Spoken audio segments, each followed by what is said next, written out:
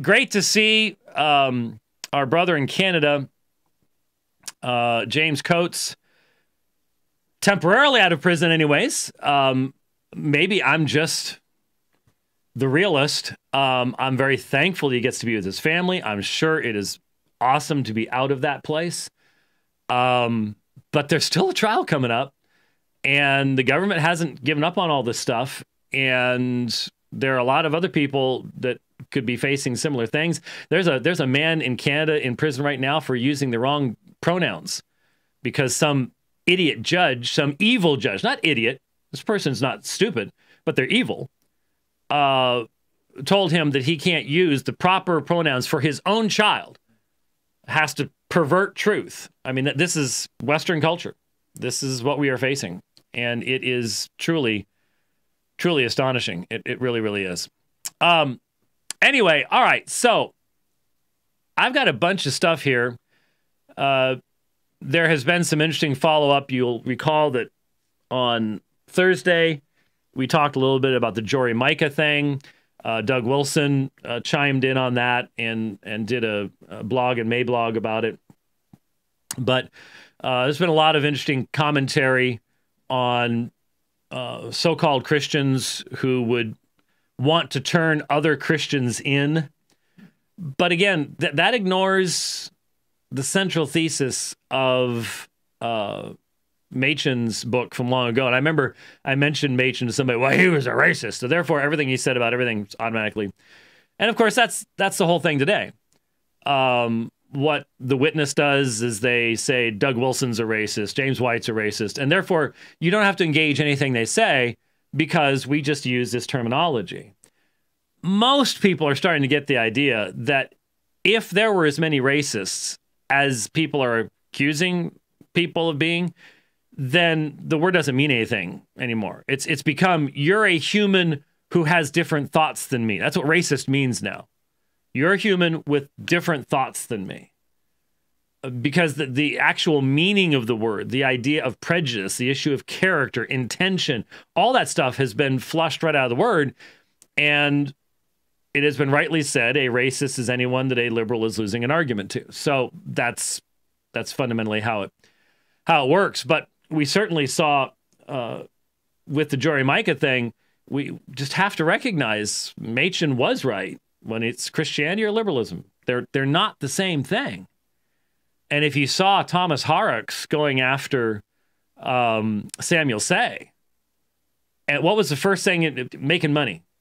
You're selling your people out to make money. I mean, that's just how the leftist mind thinks. And in the back of my mind, I'm sitting here thinking into the past, going, these people eventually eat each other. They really do eventually eat each other.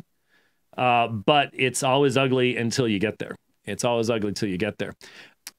Just a couple of things before I dive into Ibram Kendi and the woke preacher clips. And if you don't follow these folks, Woke Preacher TV, at Woke Preacher TV on Twitter, for as long as you can. I'm really surprised, to be perfectly honest with you, that these folks are still doing what they're doing and haven't been kicked to the curb yet. It'll happen eventually.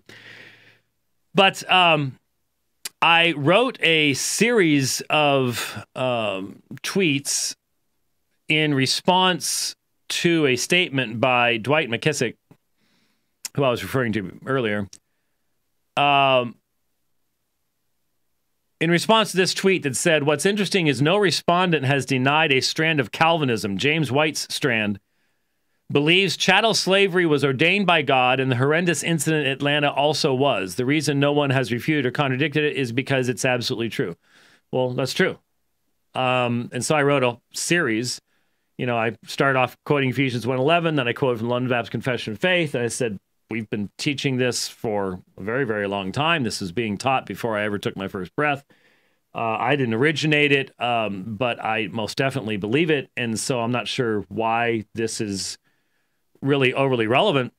But I would like to just challenge Dwight to tell us, in light of his commitments, did God know that was going to happen? How about Boulder last night?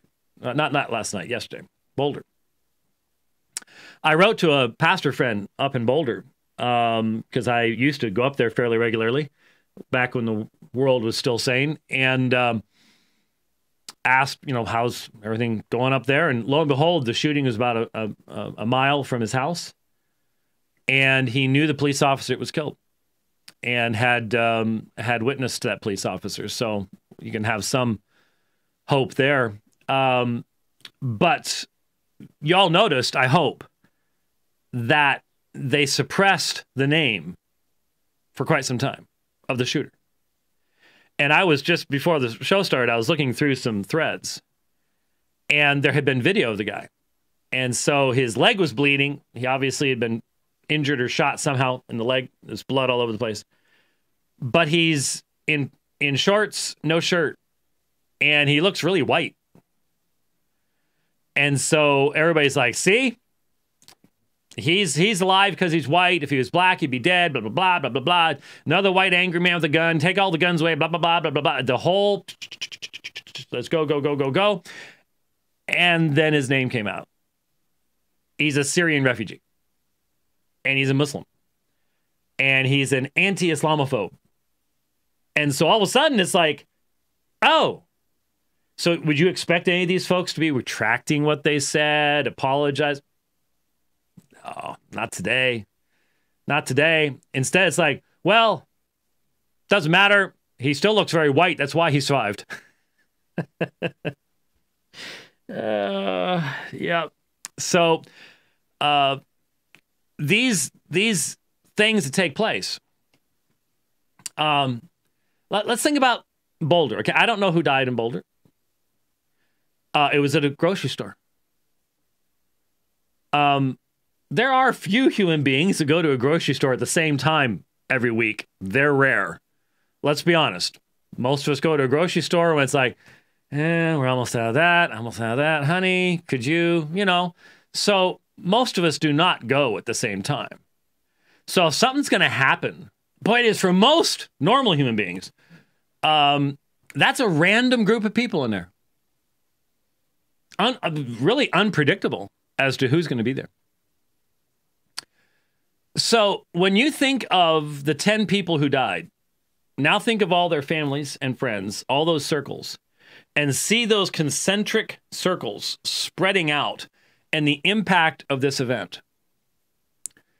And then ask yourself the question, if God wanted to accomplish certain things in and around Boulder, and he wanted to use one of the people that was shot, now he can't. Is he going to plan B?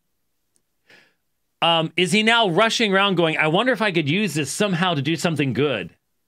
Maybe make something good out of this because I didn't see it coming. You are fundamentally left with the impossibility. Now, there are certain people who try to say, you're just saying God's not smart enough to figure all this stuff out. I listened to a program. On Friday, I did this insanely long ride.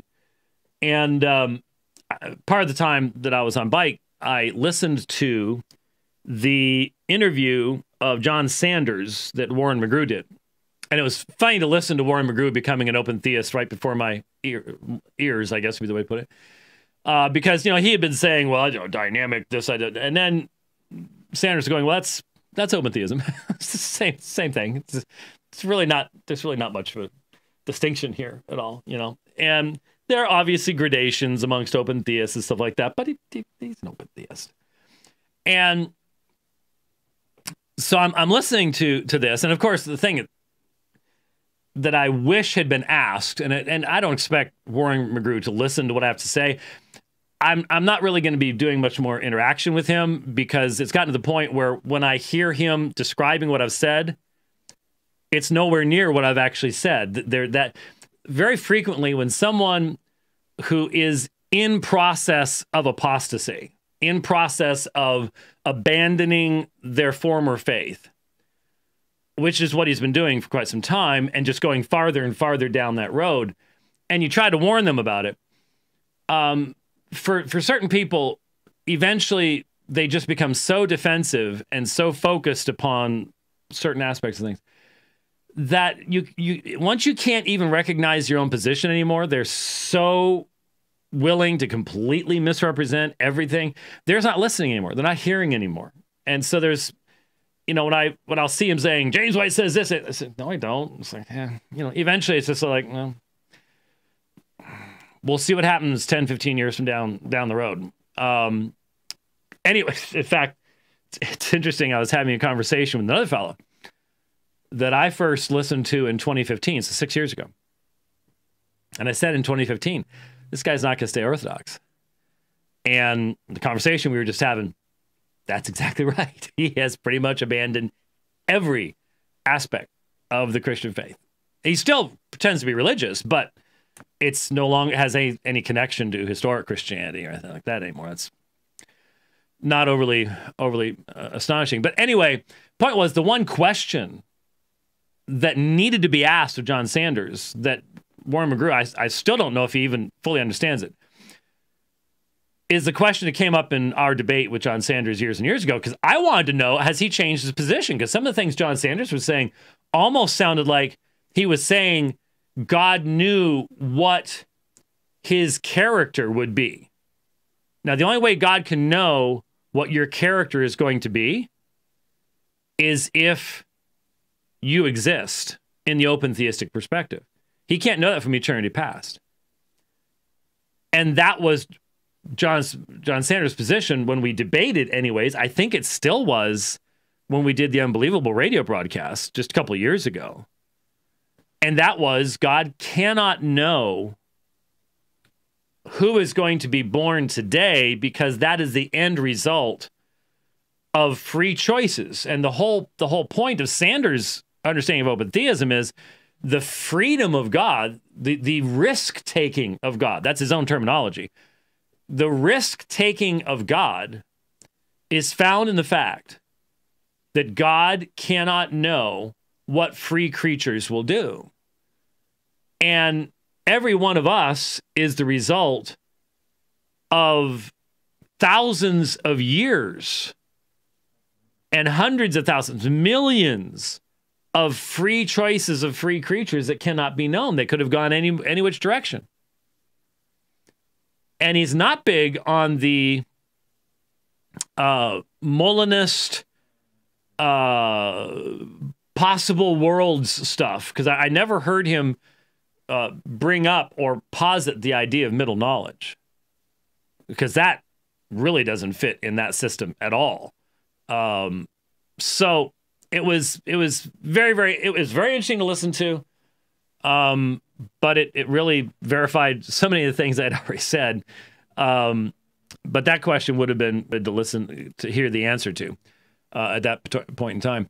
But so in answer to Dwight McKissick, I would love to know how do you deal with something in Atlanta or Boulder or council people if you're basically telling people, well, God did his best. God did his best. He didn't see it coming. And it just doesn't, it falls apart eventually. It certainly isn't derived from the study of Scripture.